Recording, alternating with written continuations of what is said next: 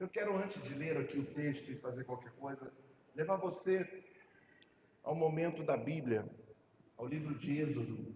A palavra Êxodo significa saída.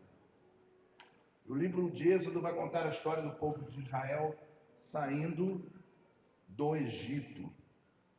O que era o Egito para os israelitas? Quem sabe? Um lugar paradisíaco, né? Sim ou não? Cancún. O que representava para o israelita o Egito? Escravidão. Então, eu quero levar você a entender três coisas que acontecem ao mesmo tempo em três lugares diferentes. Primeiro, o Egito. Repita comigo: o Egito. Deserto e terra prometida. Essas três coisas estão conectadas. Sim ou não? Então repita comigo. Os israelitas estavam no Egito, mas pertenciam à terra prometida. Então eles estavam lá, mas não era o lugar deles morarem lá, porque o lugar deles era a terra prometida. Mas vai acontecer três coisas interessantes geograficamente falando. Então eu quero que você esteja bem significado aí na sua mente. Vamos lá. Egito, deserto e terra prometida. Nós vamos observar, se você não linkar esses três acontecimentos, tudo que você falar vai ser raso. Vai ser apenas, se eu falar de deserto, eu vou falar de deserto. E o que é o deserto? Você precisa entender. Como é que você diz assim, eu estou no deserto? Como diferencia o deserto de um vale? Como essas coisas que nós, às vezes, não temos a visão espiritual para entender o momento que eu estou vivendo. Então, eles estavam no Egito, e no Egito eram o quê? Escravos. E lá eles ficam por 430 anos, escravos. Na Bíblia, uma geração tem 100 anos. Vamos falar de 4 gerações: tataravô, bisavô, o avô e agora o pai. Nasceram no Egito, morreram no Egito, tiveram filhos no Egito, e essa escravidão vai alcançando a descendência. 400 anos. E chega o momento deles saírem do Egito. Mas tem alguma conexão o deserto para onde eles estavam indo? Eles não estavam indo para o deserto, eles estavam indo para a terra prometida, mas o deserto aparece. E o palco do deserto é importantíssimo, porque o deserto, entenda uma coisa, você vai profetizar umas coisas meio doidas hoje, mas você vai entender a profundidade dessa mensagem. O deserto, nós temos uma visão errada de deserto, porque quem levou o povo para o deserto? Deus. Então só vai para o deserto quem Deus manda. O deserto não é gente que vai por livre, espontânea vontade, e nem a vida pode nos levar para o deserto, porque o deserto tem um significado importantíssimo. Então, eu queria que você entendesse isso, porque muitas pessoas, elas criam essa conexão. É lógico que nós vamos falar, e palavras vão ter talvez um significado diferente para expressar as nossas emoções, a nossa realidade de vida, não importa. Mas nesse caso aqui, nesses três lugares, existem coisas que acontecem diferentes. Acontecimentos diferentes para cada lugar, para o Egito, para o deserto e para a terra prometida. Agora, o que é mais interessante observar, que quando Deus levanta Moisés, que aparece naquela sarça, a gente canta isso direto agora na igreja, né? Que a sarça pegou fogo e não se consumiu, aquele acontecimento em que Deus aparece a Moisés no Monte Sinai, então convoca ele para ir a Faraó e libertar o povo de Israel. Que agora, quando eles chegam lá, chegam 70 pessoas aproximadamente, e agora já são quase 3 milhões. Diga 3 milhões, gente. 3 milhões. É uma nação dentro de uma nação. Hoje em Israel tem 8 milhões de habitantes. Dentre eles, 2 milhões são muçulmanos. Então, olha como a estatística e o número hoje não muda um pouco, né? Muda pouco. É lógico que não saiu somente os hebreus, saíram também um povo misto, mas estamos falando de aproximadamente 3 milhões de pessoas que estavam, era uma nação dentro de uma outra nação. E Deus, quando decide retirá-los do Egito, Deus tinha um plano. Esse plano está lá em Êxodo, no capítulo 16, no versículo 35, que a Bíblia vai dizer que Deus não permitiu, aliás, no capítulo 13, que Deus não permitiu que eles atravessassem o Mediterrâneo. Porque o caminho mais próximo, olhando para o Egito e onde eles estavam, saindo do Egito era só contornar. O Mediterrâneo estaria em Israel. Seria uma transição rápida para o grupo de pessoas, aproximadamente, se chega, os estudiosos a uma ideia de que aproximadamente 3 meses em logística de armar tenda, passar a noite, sair pela manhã, e aquela coisa toda, crianças, animais, eles levariam 3 meses. Mas Deus vai dizer, não, vocês não vão passar por aí, porque vocês podem ter medo de um povo que morava já naquela região, que hoje é a faixa de Gaza, onde está tendo essa guerra, que eram os filisteus. Então Deus, preocupado em eles passarem e terem medo e querer voltar, Deus os leva para o deserto. E o caminho muda, mas o destino é o mesmo. Muitas das vezes Deus muda o nosso caminho, por N coisas, mas o destino é o mesmo. Então repita comigo, deserto é lugar para quem Deus manda. Porque se você olhar e observar, o que aconteceu no deserto? Para eles, nada. Eles tinham tudo. Eles tinham água, tinham comida, a roupa não gastava. Não tinha problema com o deserto. Eles não tinham problema com o deserto. Todo lugar que Deus manda, e o deserto que é o lugar que Deus mandou, é um local que hoje a gente tem que fazer milhões de coisas para sobreviver. E lá todo dia caía pão, todo dia saía água da rocha. Todo dia tinha uma nuvem. Tá raciocinando? Vamos, hoje é o lado B do disco. Tinha uma nuvem que cobria o povo, e essa nuvem que cobria impedia que eles pegassem o calor daquele lugar. Existia uma coluna de fogo à noite para aquecê-los devido à temperatura baixa naquele lugar à noite.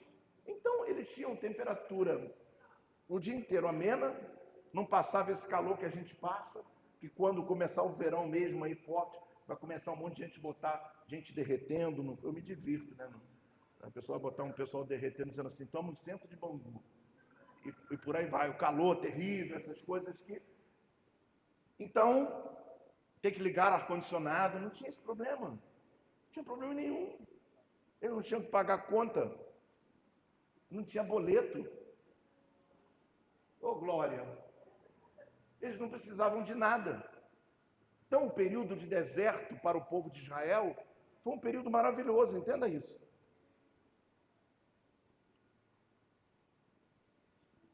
Sim ou não? Sim ou não, gente? Quantos gostariam de ter temperatura amena, você abrir a despensa lá, comida todo dia, não é? A gente tem que botar a comida lá, não é? Imagina você abrir e está lá o pão fresquinho todo dia. E Deus era tão, para você entender, né? Tipo assim, tão soberbo nesse ponto que ele falava para o povo assim, o que sobrar joga fora, tá? Porque amanhã tem novo. Que isso? Deus mandar jogar fora coisas no deserto, tá louco. Para pensar nisso, é muito louco isso. O pão que sobrar, joga fora. Vocês não vão comer pão dormido. Quem gosta de pão dormido? Ninguém? De um dia para o outro, que tu aperta, se tu amassar ele assim, ele vira uma tripa. Não é? Que tu morde assim para puxar, fica igual um chiclete. Eu gosto de pão assim. Ninguém gosta? Dá para você levantar a mão se você gosta? Isso, que bom. Às vezes a gente aprende a gostar, né? Porque não pode jogar fora o pão nosso de cada dia. Mas lá eles jogavam. E no outro dia, lá no céu, o padeiro às 6 horas da manhã abria a fornalha e caía, irmão. Aqui, ó. Pega. Pão fresquinho. Ai, estou com sede. Vai beber. Tu imagina a água potável que Deus colocou. Água com sais minerais, com zinco, com um monte de coisa, tudo para deixar. Porque eles não ficaram doentes. Você está 40 anos sem doença. Eles não ficavam doentes, não tinham resfriado, não tinha mimimi, não tinha nada disso. Aí a Bíblia vai dizer que as suas roupas não se gastaram. Irmão, se você for na Renner comprar uma camisa de R$ 49,90, aquela que não lisa, na segunda lavada, essa parte daqui já está na frente aqui. Essa aqui está atrás assim, não é? É horrível. Tu fica puxando e ela volta. Por que acontece isso, né? Tu vai andando na rua assim, ó, tá todo mundo vendo, menos você. Tá assim. Essa aqui não, essa aqui foi um presente. Essa aqui é poderosa, tá? E aí você vai dar isso 40 anos. Imagina uma blusa da Renner com 40 anos. Uma GG tá aqui, ó. Não é? Barriga toda de fora.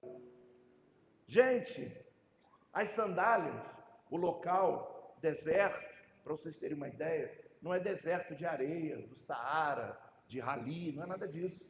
O deserto é de pedras, pedrinhas. Aquilo gasta um sapato bonito, hein? 40 anos o cara sai com a mesma sandália. E com a mesma sandália ele termina a caminhada. 40 anos. Que não precisou comprar roupa, que não precisou comprar sandália, que não ficaram doentes. E a gente fala mal de deserto por quê? Tem alguma coisa errada com isso aí. Você não está entendendo. Por que o silêncio? Tem gente aí de 40 anos de crente ouvindo só que do deserto é lugar de terror. E aí vem alguém chega aqui e fala uma coisa diferente. Eu quero levar você a entender o que acontecia com esse povo no deserto. E a preocupação de Deus é que eles voltassem. Repita comigo, a única preocupação que Deus tinha não era deserto, não era disso. É que eles quisessem voltar para o Egito. Por isso Deus os leva para o deserto, mas eles vão com o deserto com uma palavra muito poderosa, chamada mordomia. Mordomia. Eles estavam sendo servidos por Deus durante 40 anos. Repita comigo, Egito, deserto e terra prometida. No Egito eram escravos. Eu vou bater em você, vamos lá. No Egito eram escravos. No deserto eram mordomos. E na terra prometida eles tinham que lutar. Dos 3 lugares que eu estou te mostrando, qual lugar você queria ficar? Ué, tá com dúvida? Hã? O que acontece com eles lá quando vou melhorar? Vou melhorar para você ter uma dimensão maior do que você vai falar. Vou aprofundar um pouquinho. Quando eles entram quando eles atravessam o Jordão, a primeira coisa que Deus faz com aqueles homens é o seguinte, ó, pega esses homens aí que não foram circuncidados com 8 anos e põe esses caras todos para entrar na faca. Ficaram 3 meses sofrendo. Ai, tu imagina, não podiam entrar sem o sinal da aliança. Começou bom, não começou? A terra prometida. Depois Deus coloca ele diante de uma cidade fortificada na Judéia. E fala assim, vocês vão ficar dando volta ao redor disso aí, e vocês vão gritar, e vocês vão tocar. Imagina. Dá 7 voltas em Jericó e toca e grita, depois perderam a batalha em Ai, morreu gente, depois volta, começa, quando tu vai ler o livro de Josué, conturbado. É conturbado, não era fácil entrar e possuir a terra. Agora eu vou explicar como não era fácil viver oprimido no Egito. Aí agora eu vou te perguntar. Tanto que não era bom viver no Egito que eles clamaram a Deus e Deus respondeu. Agora vamos lá, pensa bem. O lugar é teu, é você que está escolhendo, tá bom? Não tem nada a ver comigo. Qual o melhor lugar para se ficar? No Egito como escravo? No deserto sendo servido? Ou na terra prometida tendo que lutar, tendo que pegar na faca e espada, matar e todo dia cortar? Qual é o melhor lugar? Qual é o melhor lugar? Não tem coragem esse povo, você é medroso, irmão. Recebeu coragem no segundo dia. Pô, que isso? Qual é o melhor lugar? Fala a verdade. O que você quer ficar no Egito? Fica. Sim ou não? Qual é o melhor lugar? Hã?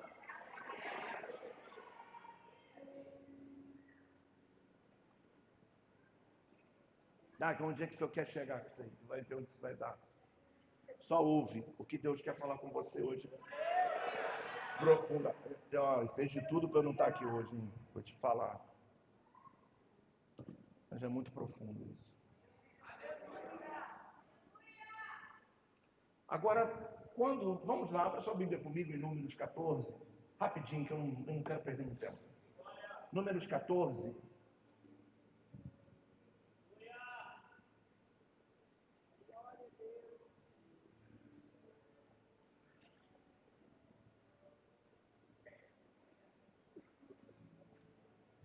Diz o seguinte: eu não disse para você que o deserto era o melhor lugar, é você que está dizendo. Sim ou não? Não, ninguém fala nada aqui. Vamos lá. Naquela noite, no capítulo 14, naquela noite, toda a comunidade começou a chorar em alta voz. Todos os israelitas queixaram-se contra Moisés e contra Arão, e toda a comunidade lhe disse: quem dera tivéssemos morrido no Egito, ou neste deserto. Fica aqui comigo, vamos lá. Moisés manda os espias, eles já estavam no deserto, já tinham passado pelo Mar Vermelho, já tinham visto o faraó morrer, e todos os seus cavaleiros, carros, cavalos, estava tudo resolvido. Eles estão na terra prometida, vivendo debaixo da mordomia de Deus. E agora, manda espiar a terra, eles voltam. 2 vão dizer: a terra maravilhosa, é boa, a terra é nossa. E os outros vão dizer: a gente vai ter que, lá tem gigantes, tem problemas na terra. Não quero ficar falando sobre isso, que você já sabe. Mas ele vai dizer: tem muitos problemas na terra. Então, eles ficam, o povo fica desesperado. E diz aqui no capítulo 14 que eles começaram a chorar em alta voz por causa da notícia que eles tinham dado. Porque eles estavam pensando que era na terra prometida que teriam cuidado. Na conexão de quem é escravo. O lugar de descanso é no lugar da luta, de possuir. Porque não consegue perceber o momento em que Deus é um mordomo. Senhor, abra o entendimento de todos nós aqui nessa noite. Olha o que eles vão dizer. Eles estão lá chateados e começaram a murmurar: quem dera tivesse morrido no Egito ou nesse deserto. Então, eles vão fazer uma conexão do Egito igual ao deserto.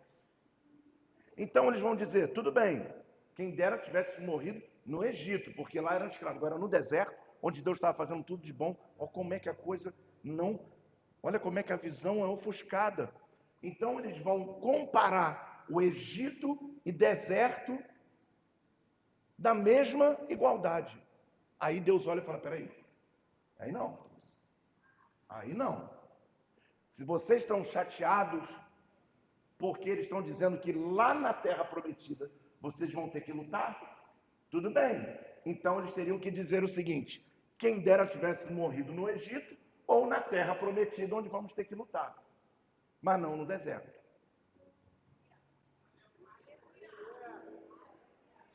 Porque o deserto era o lugar do cuidado, era o lugar da travessia.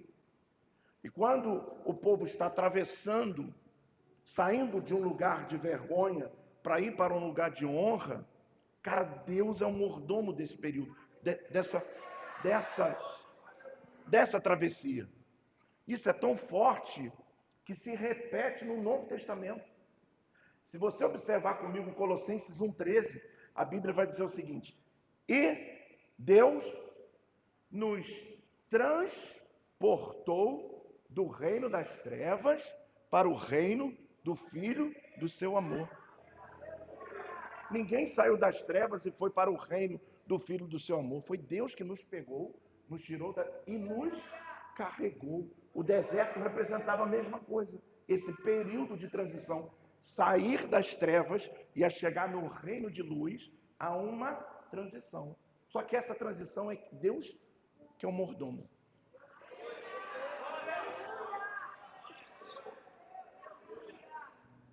Quando eles vão falar isso,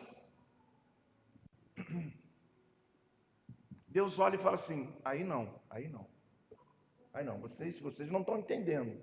Vocês estão comparando esse lugar que vocês estão com o Egito? Vocês estão comparando o lugar onde eu estou cuidando de vocês com o lugar onde vocês eram escravos? Então repita comigo: eles saíram do Egito, mas o Egito não saiu deles.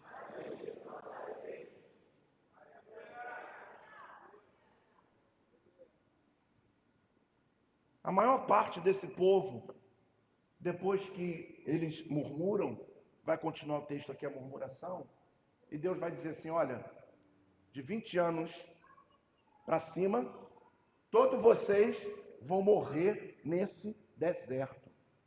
Cara, tem noção? Você morrer como escravo é uma coisa, agora morrer no lugar da mordomia, morrer no deserto onde Deus te dá tudo, não tem sentido. Humanamente falando, não tem sentido. É que a gente Deus está dando mensagens muito profundas para esse ano. Esse ano de 2024 vai ser o nosso ano. Diga: eu recebo essa palavra. Repita comigo: eu tomo posse dessa palavra. E aí nós vamos observar que desses 3 milhões de pessoas, metade dessa turma morreu no deserto. Eles morreram no deserto. Metade, ou quase metade, digamos assim, morreram no deserto. Só chegaram quem? Os da meia-idade. E os jovens. Mas somente 2 senhores entraram. Nem Moisés entrou. Quem entrou? Josué e Calebe. Mas os únicos que já tinham uma idade avançada. Os outros não entraram. Então você pega um povo muito jovem, que nasceram no deserto, e você pega um povo de meia idade, que já tinham 60 anos, aqueles que já tinham 20 anos e terminaram o percurso. Então, acima de 60 anos, só tinham 2 homens, Josué e Calebe. Quase metade desse povo morreu lá. Só chegaram aqueles que não tinham conhecido o Egito. Coloca a mão no nome do seu irmão e diga para ele: só aqueles que não tiveram no Egito chegaram na terra de Canaã.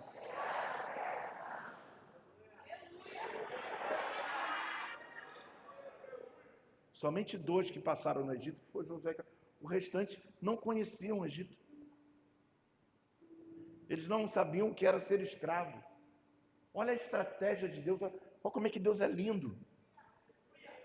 Preste atenção no que eu estou falando para você nessa noite. Saem 3 milhões, morre quase metade, os que eram escravos e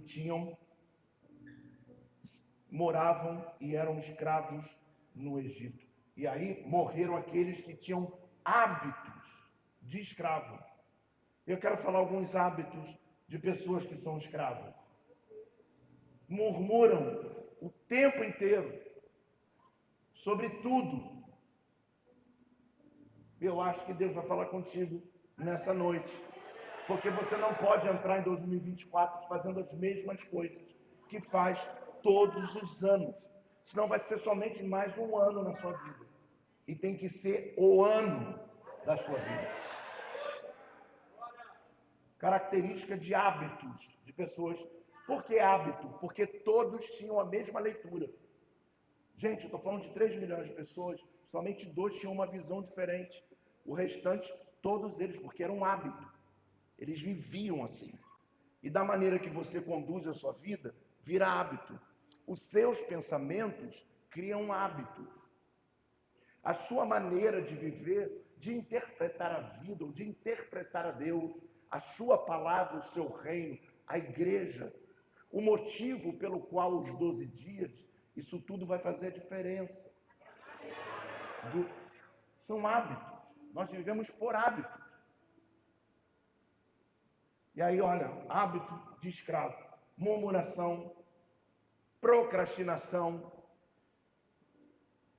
Vamos embora, vamos passar o mar vermelho. Vamos embora, tem que ser hoje. Procrastinar e deixar aquela pessoa que acorda e fala assim, tem que pintar a parede aqui. A mulher está 1 ano pedindo para ele. Deus, o senhor manda eu falar essas coisas, depois o pessoal fica chateado comigo. O cara tem que pintar a casa lá e está com a tinta lá na... mas eu não tenho tempo.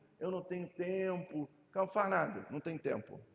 Pintar uma parede de noite aqui, ó. Pá, pum, fez o retoque e foi. É 1 ano para fazer isso. Aí deixa para amanhã. Aí tem que ir no mercado. Deixa para amanhã. Aí um dia chega em casa à noite com fome, depois do culto, não tem nada. Aí fica assim, por que eu não fui no mercado?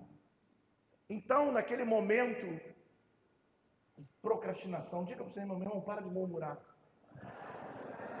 Para de murmurar. Cara, como é que alguém vai murmurar no deserto se não falta nada? Olha para a sua vida esse ano, é sério o que eu estou te falando. Pode ter acontecido muitas coisas na sua vida, mas olha como é que está terminando o ano para você.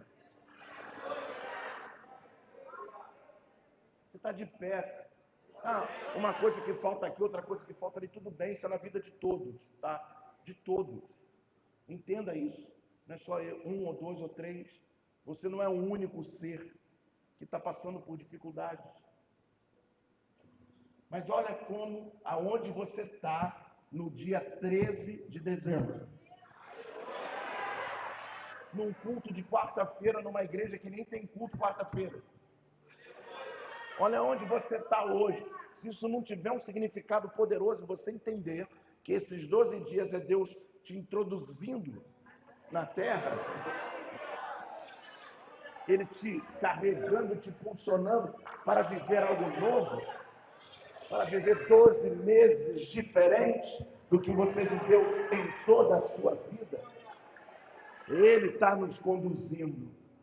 Quem estava aqui ontem, meu Deus, o que aconteceu aqui nesse lugar ontem? E hoje não vai ser igual se você abrir a sua mente para entender. Outro hábito de pessoas escravas são vitimistas.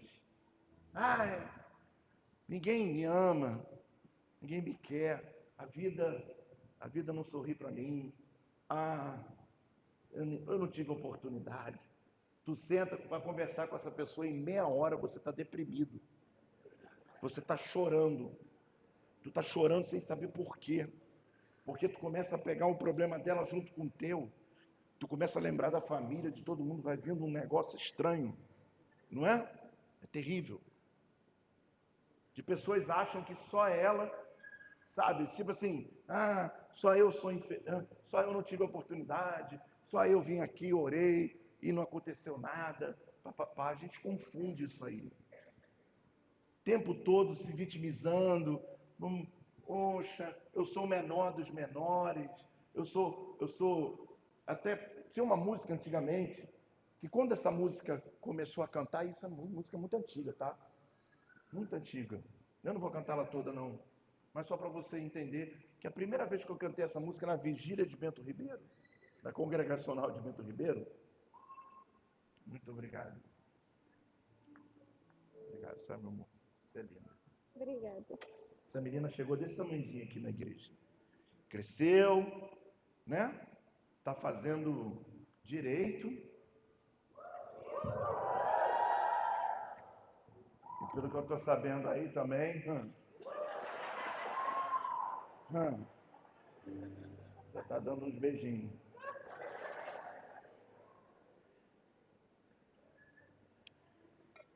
Agora eu não sei mais se as pessoas estão crescendo ou estão envelhecendo. O tempo todo se vitimizando. Para com isso. Diga para você, irmão, não para com isso. Você é imagem e semelhança de Deus, todos nós. Todos nós somos imagem e semelhança de Deus. Se cura dos traumas, dos complexos de inferioridade. Tem gente que fica o tempo todo se achando feio. Se é feio, aceita isso. Eu sou feio, pronto, beleza, glória a Deus, você é feliz. Pô. Vai mudar o quê? Ficar olhando para o espelho e chorando? Não adianta nada. Olha, diz assim, tá bom, tem algum tortinho também por aí que vai fazer o par comigo. Meu Deus do céu. Pessoas que ficam o tempo todo, eu tô gordinho, eu tô magrinho, o tempo todo, sabe, se vitimizando. Tá gordinho porque come. Tá magrinho porque não come. É a genética. Eu tinha uma genética. Levanta aí, Jeff. Quando eu casei, eu tinha um corpo desse rapaz aqui, ó. Não era, mas aqui, por isso que ela casou, né? Assim. Aí, eu achava que eu comia muito e nunca emagreci. Quando eu cheguei nos 30 anos, começou a acontecer uns negócios estranhos. Uns negócios que aconteceram dos 30 e nunca mais saiu. Que coisa esquisita é essa? Mas ao mesmo tempo, você vê o outro lado e tu fala, cara, tu é bonito, fino, tu é bonito um pouquinho, mas a beleza está aí. Para de se jogar para baixo, para de olhar e dizer, igual essa menina fazendo direito, cara, com 20 anos, tá doido. E aí você tenta, mas eu não terminei meus estudos porque você não quis. Vai ali, fala, tudo bem que vai chegar lá um grandalhão no meio dos 14, eles vão fazer assim, paga o preço, meu irmão, tu não estudou, senta lá, leva a bala para todo mundo, que eles vão ficar teu amigo. É assim que faz, não é? Tem que ter amizade. Leva pipa, na época de pipa, leva 10, eles vão ficar teu amigão, não vão parar de te zoar, mas vai lá e termina o teu segundo grau. Termina o teu primeiro grau, esperava ter um glória a Deus aqui. Para de se vitimizar, para de ficar falando, tivesse morrido aqui, se tivesse... Para com isso. Isso era um discurso de derrotado, de fracassado. Fica o tempo todo chorando, e o choro não vai mudar isso. Não vai mudar. Não muda. Então se levanta, creia no Deus da Bíblia. Ele disse para você que você é mais que vencedor. A Bíblia diz que você pode tudo naquele que te fortalece. Então vamos levantar e vamos guerrear. Vamos seguir em frente. Então repita comigo, somente os que nasceram num percurso chegaram na terra prometida. Olha a importância do deserto. Porque do deserto, nesse texto, a gente só extrai comida, água, roupa e o cuidado. Mas presta atenção, somente quem nasceu no deserto entrou na terra prometida. Quem saiu do Egito não entrou. Somente os que estavam e nasceram no deserto. Somente aqueles que estavam no percurso entraram na terra de Canaã.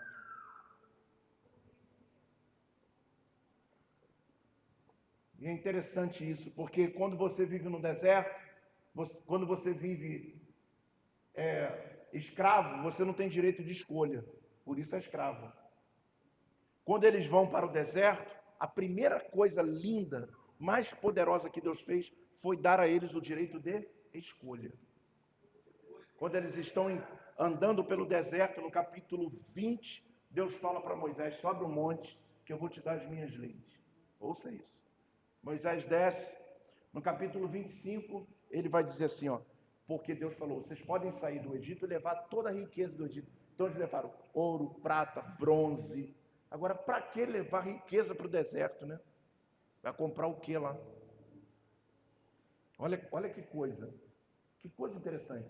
Eles vão levando toda a riqueza, eles estão carregando tudo.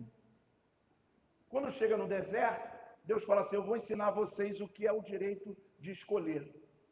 Por isso eu dei, para vocês poderem ter o direito de dar. E ele diz assim, Moisés, reúne o povo e pede a eles uma oferta para construir para mim um tabernáculo, que eu quero habitar no... Era muito mais poderoso do que o deserto. Deus estava mudando os hábitos. Deus não pode fazer coisas poderosas em quem tem mente de escravo. Tem que se libertar da escravidão. Por isso Deus começa a fazer coisas diferentes, justamente para mudar os nossos hábitos. E Deus vai dar o direito deles escolherem. Aí o cara pega, entrega o ouro, outro entrega o bronze. Foi tão forte esse movimento, essa campanha no deserto, que Moisés diz assim, ó, manda eles pararem, porque já está o suficiente aqui. Então, a primeira vez que aqueles que viviam de migalha têm para dar. Olha que coisa linda. Aí Deus fala assim, mesmo no deserto, sem fonte de renda, sem nada, mas eles tinham riqueza.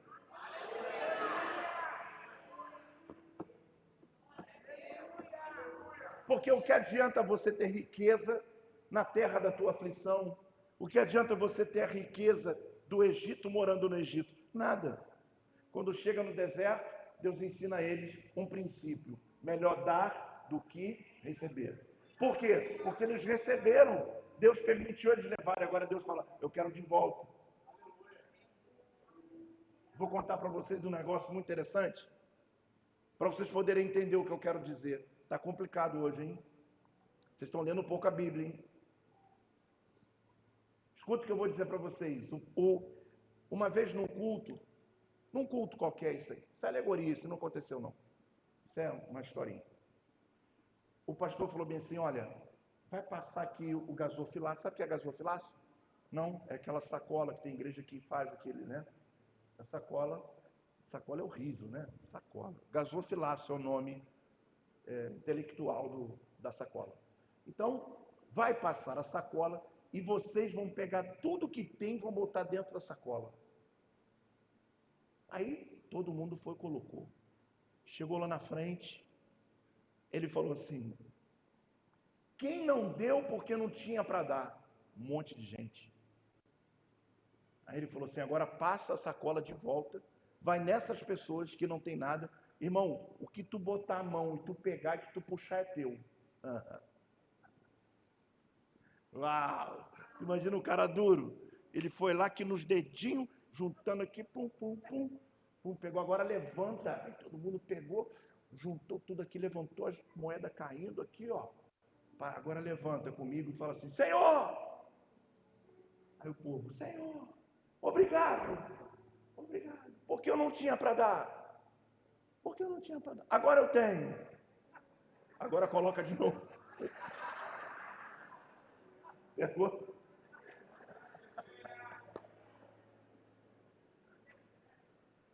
Nós vivemos num país, escuta isso que eu vou dizer para você, abra sua mente para o que está acontecendo, gente. Nós vivemos num país que está roubando de você o direito de ser próspero. Quando você luta para ganhar uma cesta, uma bolsa família, sei lá o que é, você está perdendo o direito de ser próspero.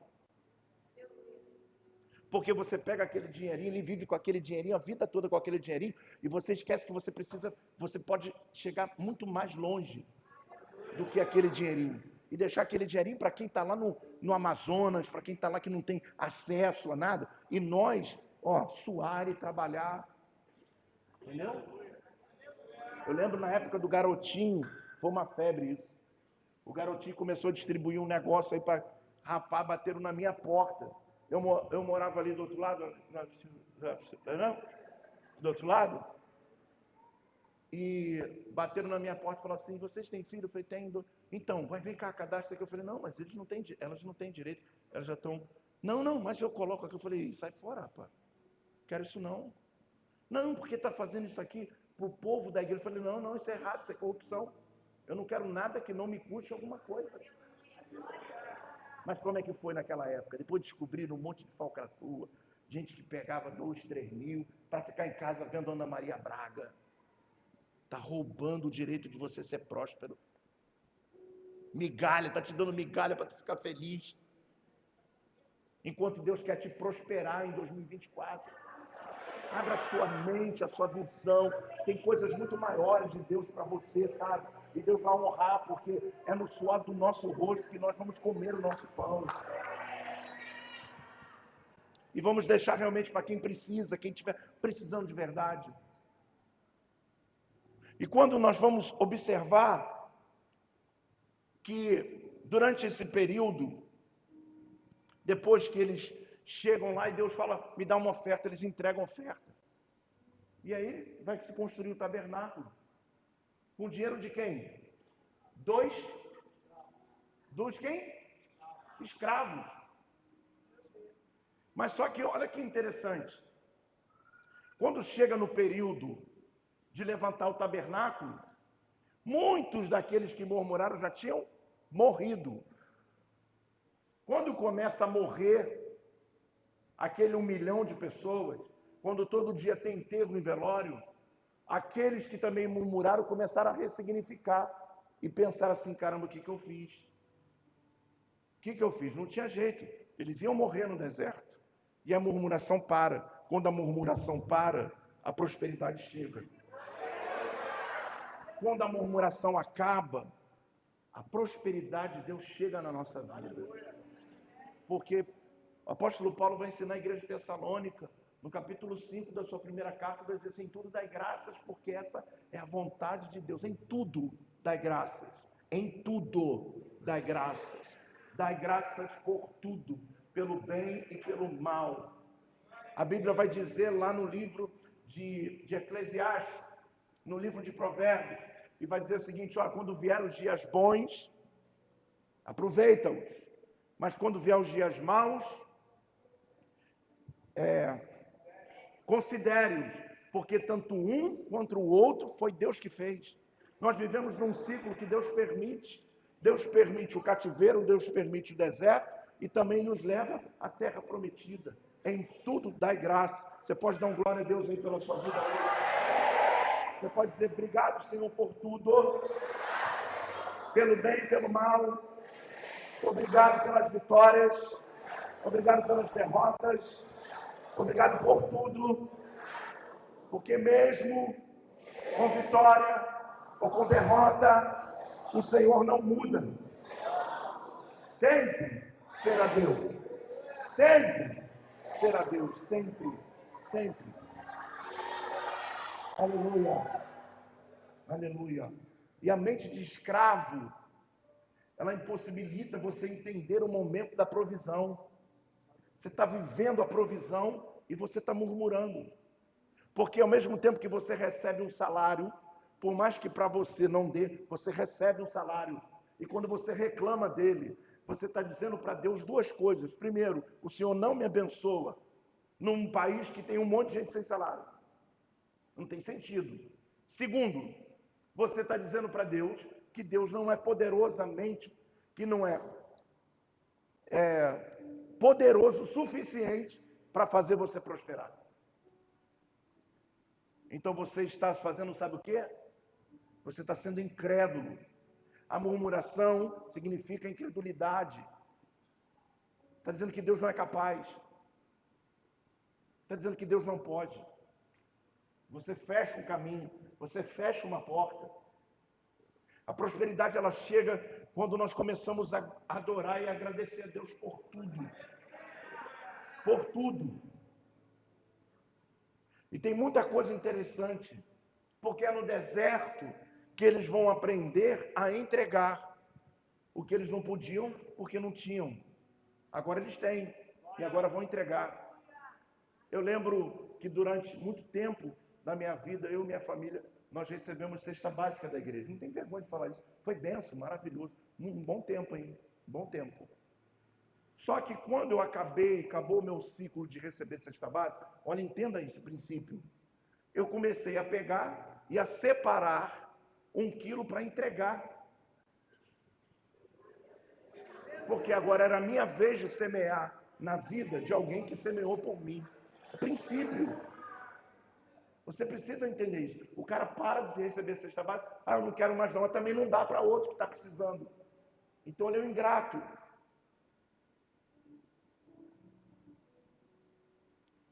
E nós não entendemos isso, porque a nossa mente é escrava. A nossa mente é cativa no pequeno, no mundo de coisas pequenas.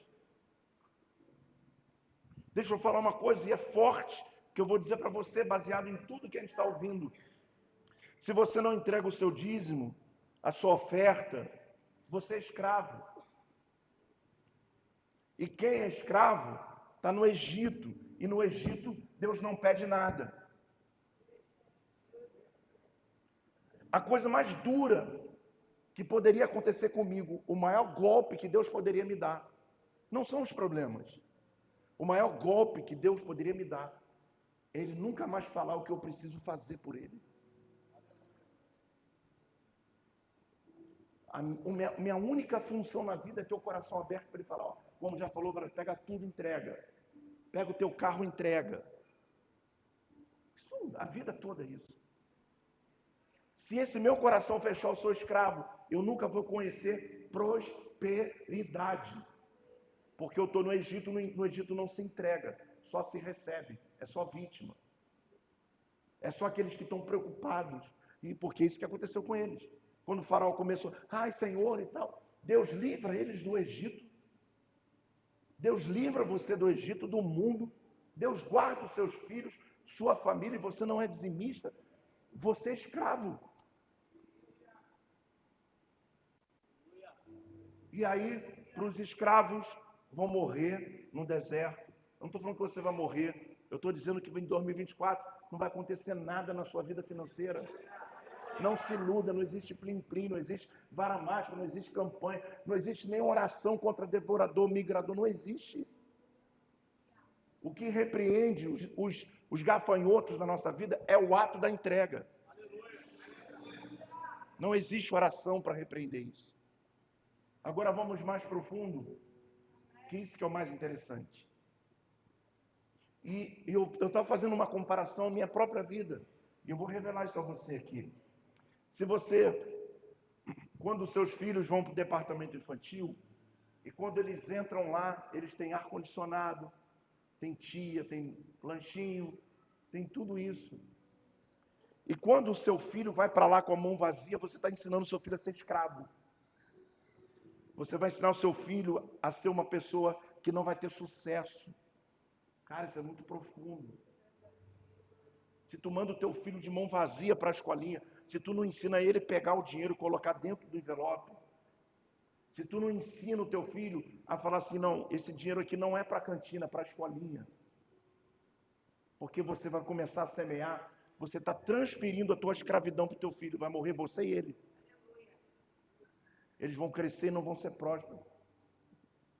Porque não tem o entendimento dos próprios pais que não ensinam eles a entregar. Um escravo escravizando o outro. Sempre peguei minhas filhas, vou dizer para você, eu vivi um momento de Egito, escravo. Não tinha o que dar, não tinha o que fazer. O que eu fazia? Eu dava a minha vida. Eu não podia dar oferta, dinheiro na igreja, mas eu dava o meu tempo, eu dava o meu serviço, eu ia trabalhar, eu ia fazer qualquer coisa. Que até isso a gente esquece que pode fazer também. Aí, as minhas filhas foram crescendo, eu falei, eu não posso ensiná-las, eu tenho que mudar a mente delas daquilo que a gente está vivendo. Elas vivem comigo, elas sabem de tudo que está acontecendo, mas elas precisam abrir um caminho. Então, desde pequenininhas, são ensinadas a colocar as notas e levar lá dentro, para a escolinha. Sempre fizeram isso. Às vezes eu não comia na cantina, para poder dar para minhas filhas, entregar no departamento infantil, que eu estava libertando a mente delas. Então, nesse momento, eu fui quebrando o ciclo. Elas cresceram com um coração totalmente generoso. Aí o que aconteceu? Então, elas, para você entender o texto, eu sei que parece ser complicado, mas é espiritual. Então, no momento do Egito, eu ensinei minhas filhas a viver no período do deserto. E agora os meus netos já estão vivendo na terra prometida. Porque eles chegam para mim e falam assim, não, vô, me dá um dinheiro aí, para quê? Porque eu tenho que levar para a escolinha. Eu falei, toma aqui. Vai lá, agora não vai lá e dá R$1 de moedinha, não. Vai lá e toma aqui, dá a melhor oferta que todo mundo hoje. Que tu vai semear e tu vai colher. Esses ciclos, você vai acabando com a escassez da sua família, das suas gerações. E o pior, que interessante, que só não consegue ouvir essa mensagem, literalmente, quem é escravo. Porque quem não é escravo já era para estar de pé glorificando, porque tem semente na terra. A única coisa que eu falo para Deus, não deixe de contar. Por favor, fale comigo, tudo que eu tenho foi o Senhor que me deu. Então, se o Senhor falar para mim, assim, pega esse paletó e dá para alguém, eu vou dar na hora. Pega o teu sapato, eu dou na hora. Eu dou na rua. Na rua, às vezes na rua, Deus manda, pega e abençoa aquele cara ali. Eu falei, eu sei nem quem é esse cara. Meu irmão, está aqui, Deus mandou fazer isso aqui por você. Não é que está sobrando, é o que falta. Senão não tem sentido. É o que vai fazer falta. Esse é o princípio de quem saiu do Egito. 2024 não pode ser um ano de escravidão para você.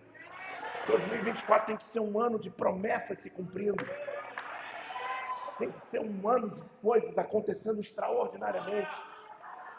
Você não pode dizer eu não tenho ou não quero.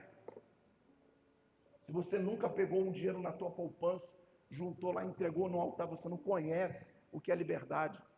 Escuta o que eu estou falando com você. Eu estou pregando para você, eu posso pregar sobre isso. Só o que eu já fiz em 16 anos aqui. Se existe esse lugar para você sentar, se existe esse espaço aqui, porque eu peguei a minha herança e só eu sei o que eu vivi na minha casa, na minha infância, e eu peguei toda a minha herança e botei para comprar esse terreno onde você está sentado aí agora. Eu só peguei da minha conta e transferi para a conta da igreja. Nem R$1 que eu peguei. Que eu poderia ter pago a faculdade das minhas filhas se eu fosse escravo.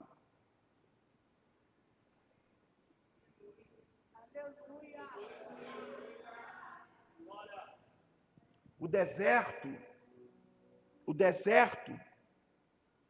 quem era escravo não entrou na terra prometida. Ah, que forte isso. Morreu no deserto. Então diga para o seu irmão, você precisa chegar na terra prometida. Mas é no deserto que a gente aprende a dar, a entregar. Foi no deserto que Deus levantou o tabernáculo e falou, agora vocês vão ter um lugar aqui chamado altar do holocausto. E todos os dias vocês vão entrar aqui, porque o fogo vai estar aceso e vocês vão entregar. Quando você estiver duro, quando você estiver apertado, é aí que você pega o que você não tem, entrega, porque não sou eu não. O próprio Deus, o próprio Deus diz lá em Malaquias 3, versículo 11. Ó, provai-me nisto. Deus manda provar ele. Você nunca provou a Deus? Nunca fez isso? Não é botar Deus na parede e vai falar aqui, ó, estou te entregando, Senhor. Agora está contigo. Estou cumprindo o que o Senhor falou, estou te provando. Tu vai ver se não vai acontecer. Experiências, liberdade, coisas novas acontecendo, só vem na vida daqueles que são livres. Repita comigo, Deus teve que levantar uma nova geração para entrar na terra prometida, porque os escravos não entendem o que significa a terra prometida. Eles preferem morrer no lugar da seguidão. Você acredita nisso? O cara ele prefere entrar no céu, olhar para Deus e dizer assim, Senhor, Eu não te dei nada porque tudo que eu tinha era meu. Que coisa louca, estranha isso. Imagina você chegar no céu, o que tu vai fazer com a tua conta aqui? Hã? Tu vai levar alguma moeda? Não? Por que o silêncio na igreja? Quando você faz 12 reais para consagrar 12 meses da sua vida, muita gente nem tem o entendimento de 12 reais. Eu não estou fazendo campanha de dinheiro não, gente. Não é campanha não. A gente nunca teve campanha de 12 reais aqui. Glória a Deus por isso. As nossas campanhas aqui eram 100 mil, 90 mil. Lembra? Era coisa forte. Tu imagina eu levantar uma campanha de 144 reais? Isso não tem a ver com a igreja, tem a ver contigo. Quando nós linkamos o que temos com a igreja, você entende o tamanho da sua escravidão.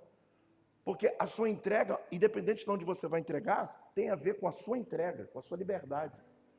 Quando chega no altar em diante, é comigo. Se eu fizer errado, Deus vai me cobrar. Não se preocupe com isso. E vai cobrar qualquer um que faça o que não tiver que ser feito. A questão de nós entendermos que 2024 não pode ser um ano de escassez. Então a sua mente tem que ser liberta hoje. Abraça o seu irmão e diga, você tem que ser livre. Aleluia. Apesar de estarem no deserto, Deus usa o deserto para mudar hábitos do escravo. Repita comigo. Apesar de estarem no deserto, Deus usa o deserto para mudar hábitos de escravos. E aí sim, agora você vai começar a entender. Porque quando você fala assim, eu estou no deserto, é Deus querendo mudar os seus hábitos. Não é lugar para você sofrer, é lugar para você entender, para você se libertar. O deserto não é lugar de sofrimento, o deserto é lugar de ressignificação. O deserto é lugar de entendimento, de mudança de cabeça, de pensamento. Se eu perguntar aqui a você, você não vai fazer isso não. Se eu perguntar a você, você tem coragem de entregar o teu carro aqui hoje no altar? Pô, mas eu tenho filho, não sei o quê. E daí? Primeira coisa que eu fiz quando essa igreja foi aberta, eu vendi o meu carro e comprei uma Kombi. Fiquei 3 anos andando de Kombi com as crianças. Sabe que eu ia levar a Raquel na escola e falava assim, pai, não para aqui não. Para lá na frente. Que as crianças ficavam assim, leva a gente, manda teu pai levar a gente. Mole. Não tem coragem? Vai fazer falta? Esse é o tamanho da escravidão. Eu não quero o seu carro. E nem Deus quer hoje o seu carro. Eu estou falando que momentos que Deus pode falar assim, ó, quando Ele diz assim, entrega o seu carro. Nenhum carro que eu entreguei é maior do carro que eu tenho hoje. Você pegou? Entende o mistério? Porque quando você entrega, Deus pega o que é teu, que é sempre menos do que Ele pode te dar. Do que Ele vai te devolver. É sempre menor. Então, quando você pega o teu carro lá, que, sei lá, que vale 15, 20 mil, você está rejeitando um carro novo, zero, que pode estar na sua casa. É insano. As portas ficam fechadas. E aí entra 2024, começa a mesma coisa, o mesmo ciclo. Ah, porque eu ganho não sei o que se eu tirar o meu dízimo, se eu tirar a minha oferta, se eu tirar o voto da ceia, aí eu não vivo. Cara, pelo amor de Deus. Nós estamos perdendo a noção do que essa... Hoje eu falei, segura na cadeira. Porque, bom, eu vou dizer para você o que significa o mês de abril. E mês de abril ninguém vai vir à igreja, né? Vai achar que eu vou pedir oferta. Ouça isso.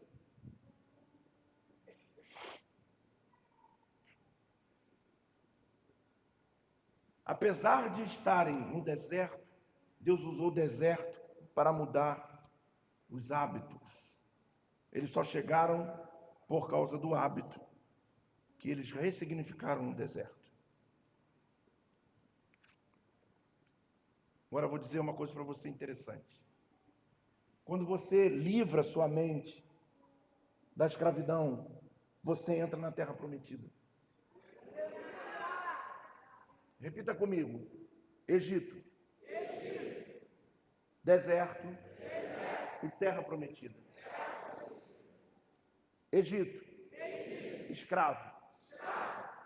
Deserto. Livre. Bom, enquanto eles estão no deserto, escravos, ainda no Egito, mas no deserto, Deus fala assim, tem que morrer todo mundo.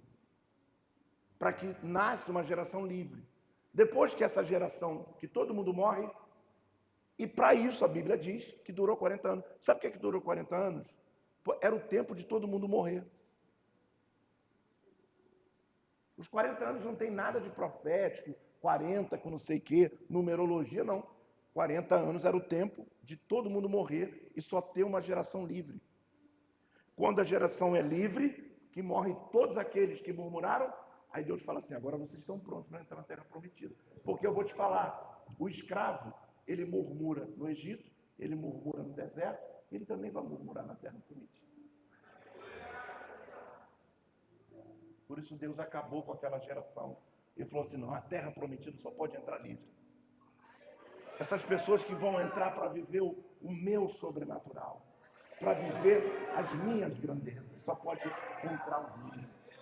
Eu quero dizer para você que em 2024 só vão entrar no nível de prosperidade, vão sair da escassez aqueles que tiverem livres do Egito.